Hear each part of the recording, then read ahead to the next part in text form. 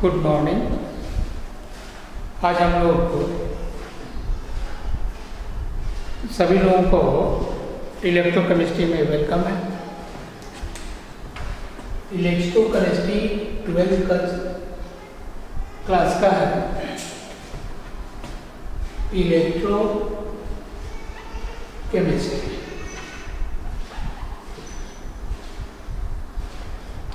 पिछले लेक्चर में हम लोगों ने बहुत सारी बात कर चुके हैं इस पर। आप लोगों को गैल्वेनिक सेल के बारे में बातचीत हो चुकी है और गैल्वेनिक सेल हम लोग कंप्लीट कर चुके हैं, जिसमें सेल पोटेंशियल के बारे में भी स्टडी कर चुके हैं, नेट्स इक्वेशन के बारे में स्टडी कर चुके हैं। तो आज हम लोग इलेक्ट्रोलाइसिस के बारे में कुछ नॉलेज करेंगे।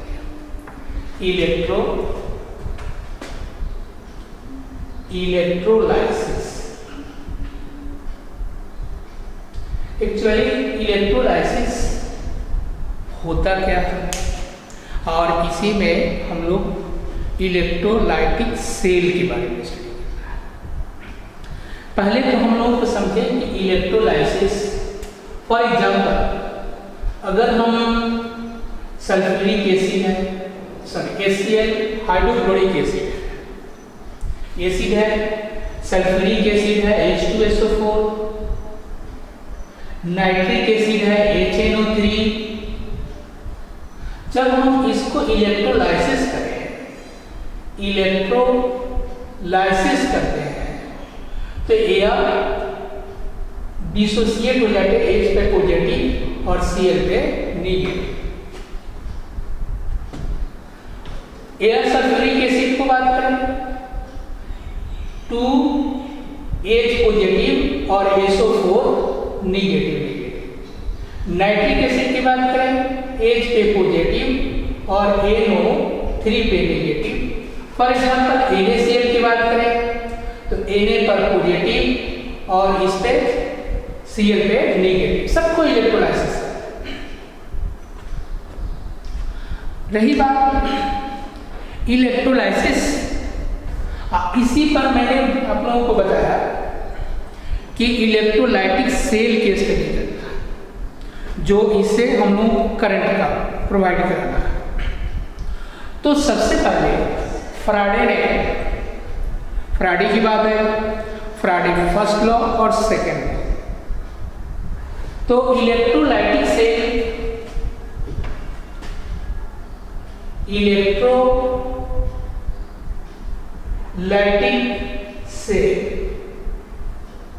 फ्राडे ने कहा, first law of फ्राडे, first law of Faraday, first law of Faraday, इनका क्या कहना था? फ्राडे ने कहा, हाँ एक और बात है, उन्होंने किसी एक ही कंपाउंड को लिया, इसमें से कोई एक ले लो, NaCl को ले लो। तो एक कंपाउंड को लिया फ्राडे फर्स्ट लॉ में, किसी एक कंपाउंड का। उस टाइम इनका कहना था कि एक कंपाउंड का मास डायरेक्टली प्रोपोर्शनल होते हैं चार्ज के।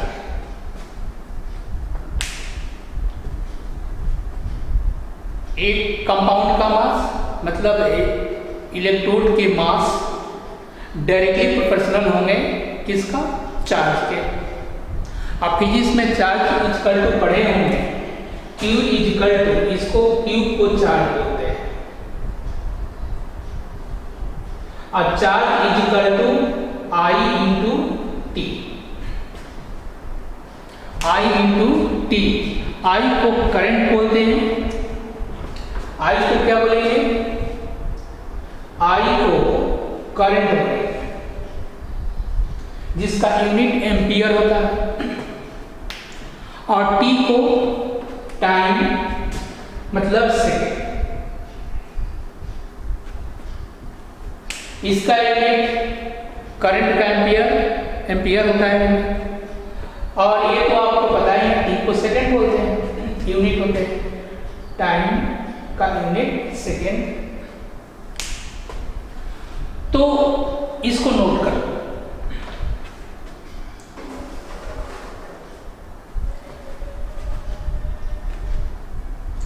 नोट कर लिए।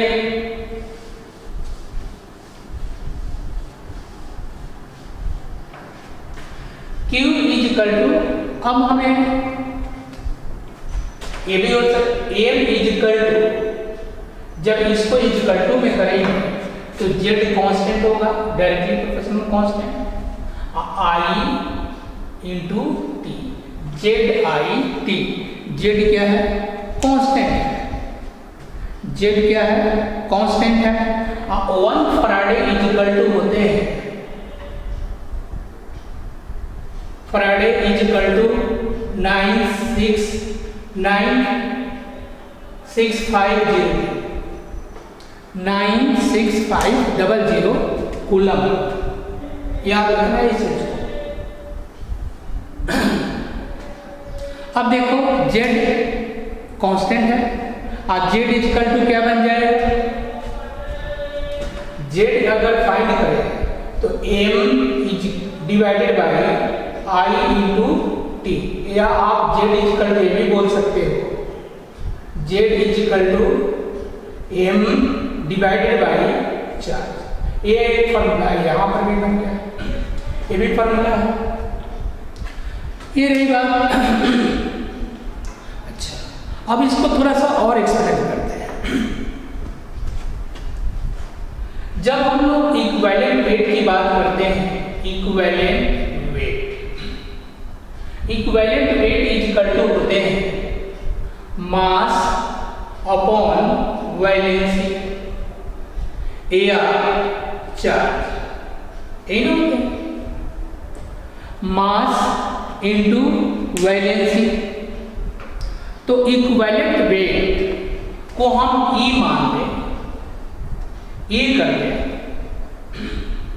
या यहां पर कर दो, और M E1 कर दिया, मतलब इक्विवेलेंट वेट 1, तो मास भी 1 divided by charge. E2 is equal to M1 divided by charge. ये आप लोगों को पता है, पहले से हम ये सिखा चुके हैं, इक्विवेलेंट वेट। ये भी क्लियर हो गया, इसको नोट करो, कर लिए नोट। जब नोट किए इसको मिटा दो,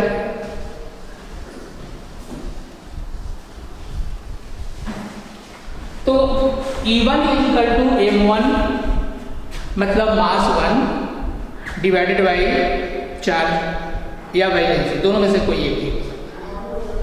अब इसके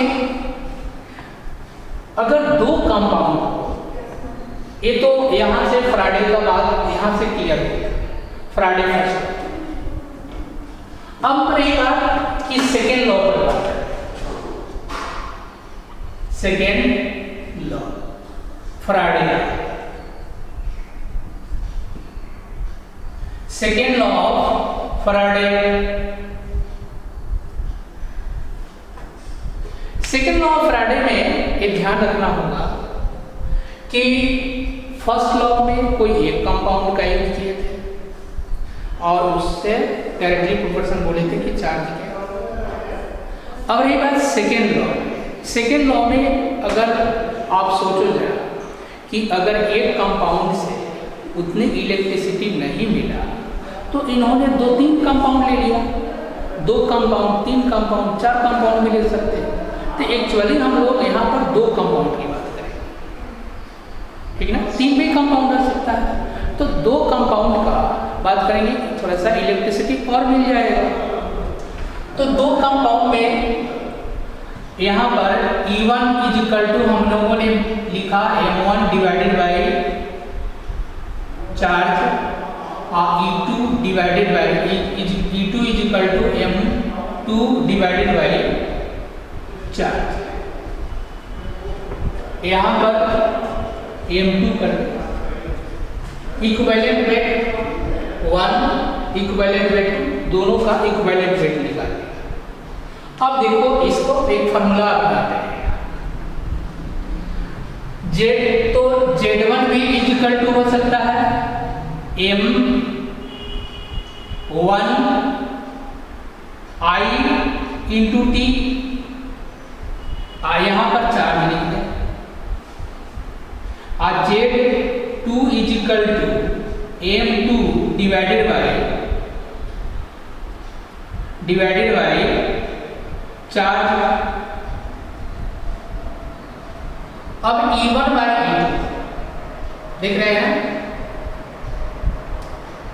यहां पर ऐसा करें, चार्ज इक्वल टू 1 फराडे होता है, ये भी तो चार्ज है ना, चार्ज कैंसिल, यहां पर Z1 equal to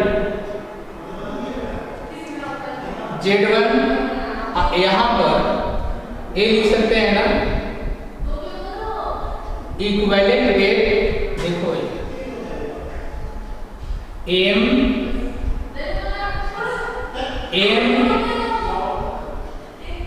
M1 equal to E multiply हो जाएगा ना, E1 इंटू चार्ज होगा, और M2 equal to E2 into charge. तो देखो आप Z1 इक्वल टू हम E1 इंटू चार्ज लिख सकते हैं डिवाइडेड बाय चार्ज, और Z2 equal to E2 into charge divided by charge. Z1 तो हम एक Z1 divided by Z2 equal to, ये तो ये कैंसिल हो जाएगा ना, E1 बाई E2, यह फॉर्मूला बन गया। अब इसको नोट करें,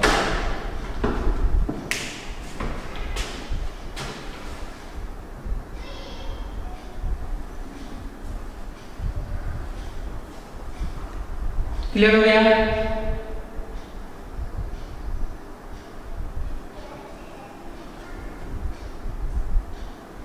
Z1 is equal to E1 और इसके इक्वल टू,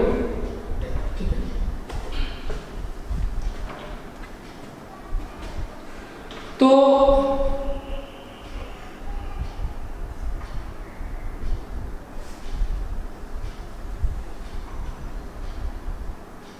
क्लियर, इतना तो क्लियर हो गया, नोट करो। सेकेंड लॉ में एक और बात यहां पर क्लियर किया गया है, इस पर भी क्वेश्चन बन सकता है, इक्विवेलेंट वेट करके सेकेंड लॉ कर सकते हैं। एक और बात, अगर मान लो कि दो कंपाउंड आपने लिया, दो एलिमेंट के लिए, मतलब कॉपर सल्फेट, सिल्वर सल्फेट या सिल्वर क्लोराइड ले लिया, दो कंपाउंड AgCl और कॉपर सल्फेट, दो कंपाउंड लिया, तो यहां पर लिख दें weight of deposit, weight of deposit copper, this is positive and divided by weight of deposit silver is equal to equivalent weight of copper divided by equivalent weight of Ag। ये भी formula से कर सकते हो, या इस formula से करो, इस फॉर्मूला से करो।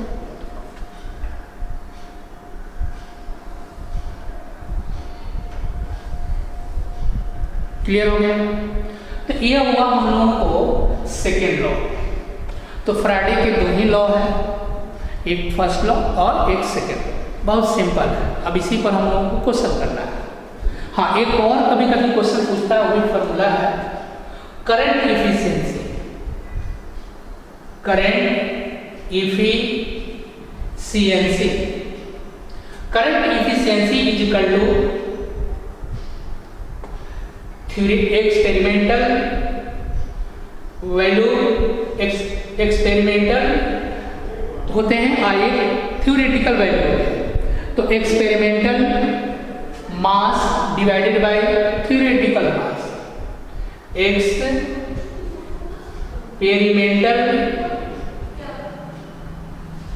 मास डिवाइडेड बाय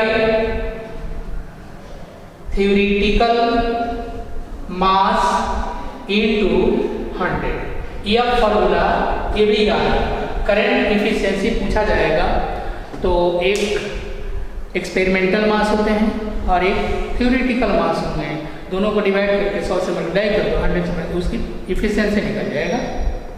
तो ये रही बात हम लोगों को दो फ्राइडे फर्स्ट लॉ और फ्राइडे सेकेंड लॉ, ये क्लियर हो गया ना। वहाँ पर एक कंपाउंड की बात किए थे, यहाँ पर दो कंपाउंड की बात की, मतलब यही है। अब इस पर क्वेश्चन करते हैं, क्वेश्चन कैसे पूछे जाते हैं इसकी बात करें।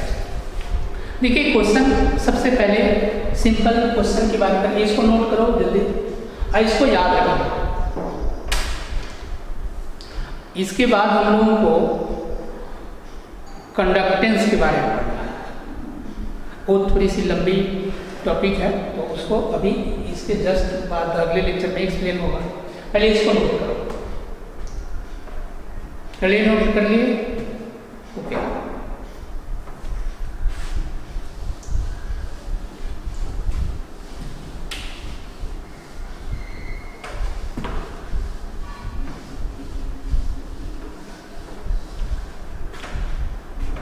Now again, how many Faraday of electricity? How many Faraday? Question number 1. How many Faraday? How many Faraday of electricity are required to produce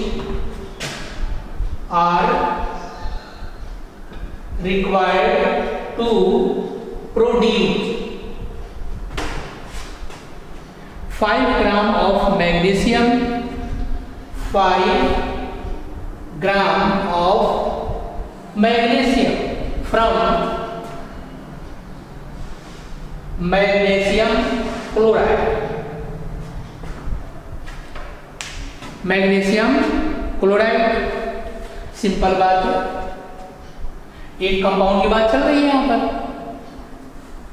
तो इसको क्वेश्चन को कैसे आंसर देंगे, तो यहाँ पर क्या पूछा गया है, करेंगे how many faraday of electricity. तो हम लोगों का फॉर्मूला होता है ना, mass directly proportional Z into I into T, यही होता है। तो इस पर थोड़ा सा अलग ढंग से एक्सप्लेन करते हैं,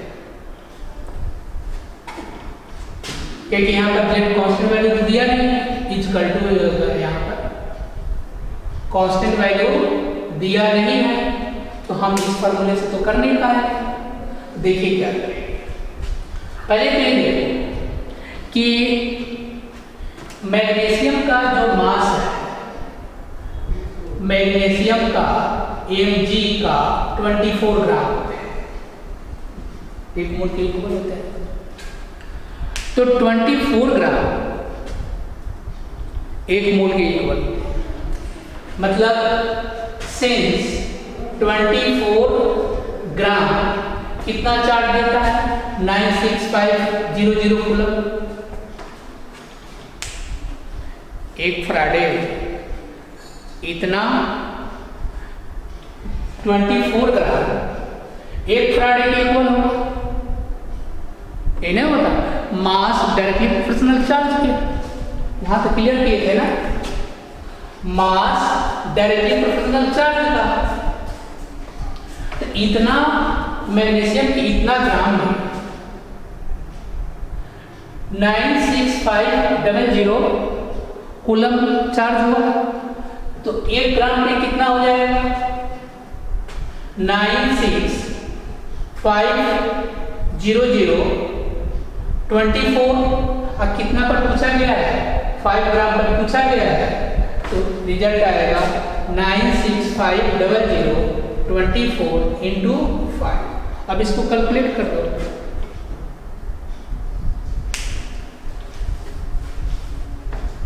कैलकुलेट कर दिया।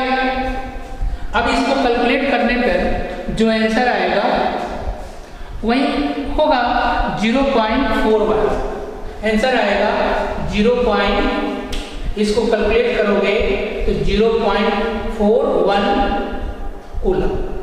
मतलब 5 ग्राम अगर मैग्नीशियम को यूज करते हैं तो इतना कूलम हम लोगों को चार्ज मिलेगा। सेकेंड क्वेश्चन है, ये क्लियर हो गया? इसको नोट कर लिया।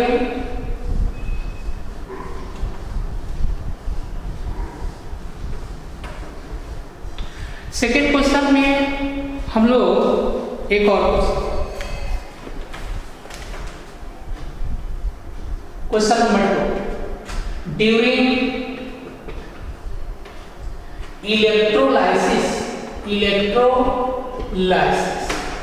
of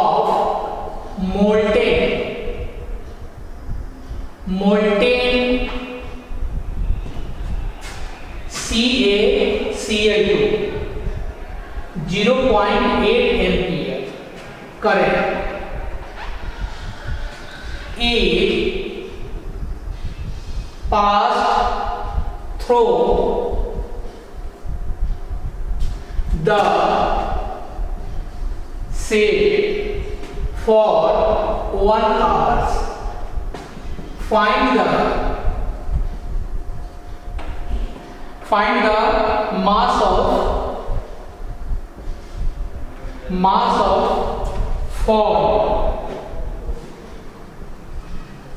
form at cathode। और यहाँ पर कैल्शियम का एटॉमिक मास 40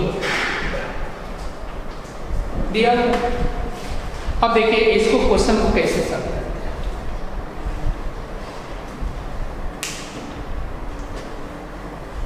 यह क्वेश्चन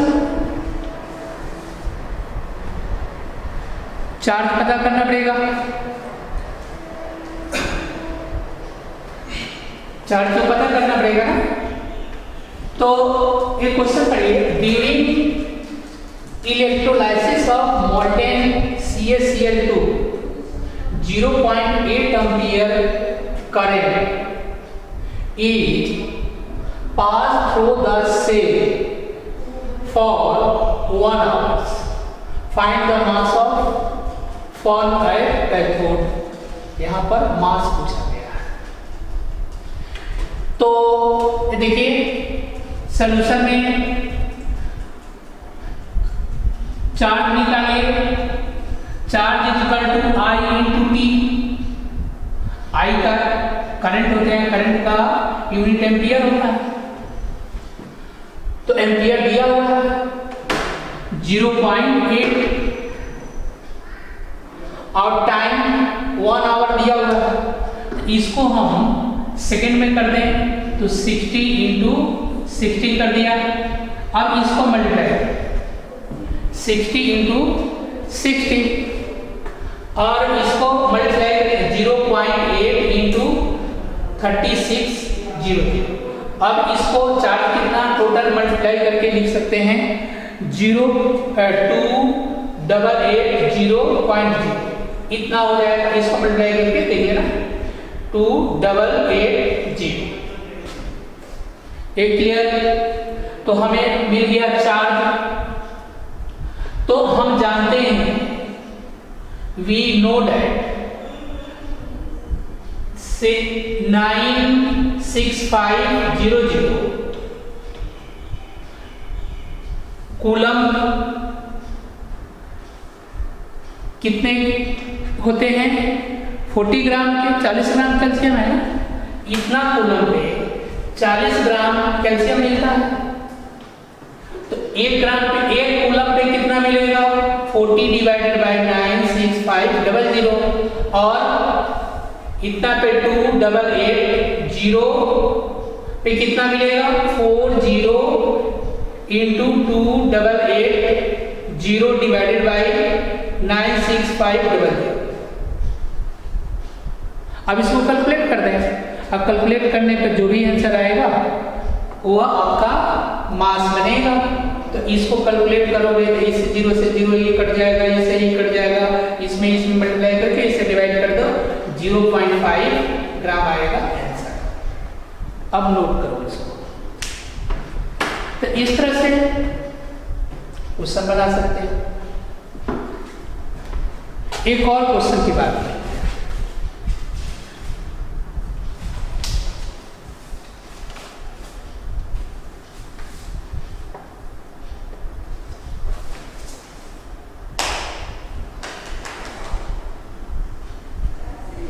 एक छोटा सा क्वेश्चन इस पर, इसको नोट कर लो जल्दी। और एक क्वेश्चन पे और बात कर लेते हैं। Clear note.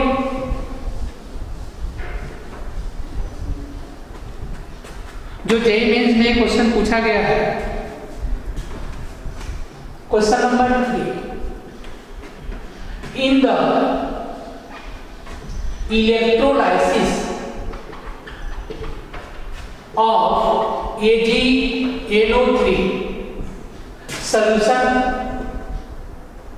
0.42 gram of Ag2 produced at cathode after a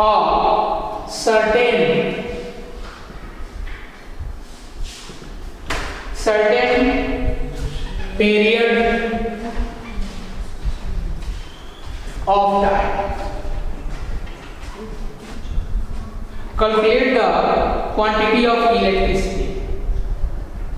Find the quantity of electricity required.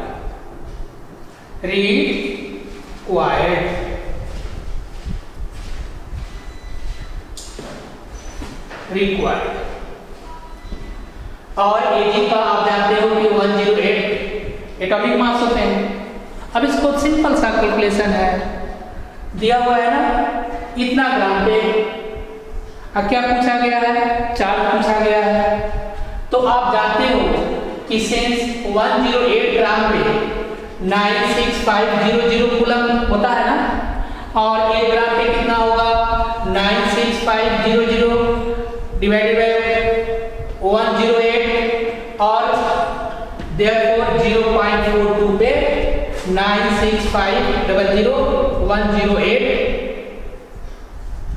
Into 0.42। अब इसको कैलकुलेट कर दो, जो आंसर आएगा वही आंसर हो जाएगा। कैलकुलेट करने पर 375.4 ग्राम आंसर कूलम आएगा। इतना कैलकुलेट करने पर आएगा। वो तो क्या यही है। तो यह हुआ हम लोग इलेक्ट्रोलाइटिक सेल के बारे में पढ़ा, और यहीं पर क्लास समाप्त करते हैं। हम लोग नेक्स्ट लेक्चर में मिलेंगे कंडक्टेंस के बारे में पढ़ने के लिए। Thank you.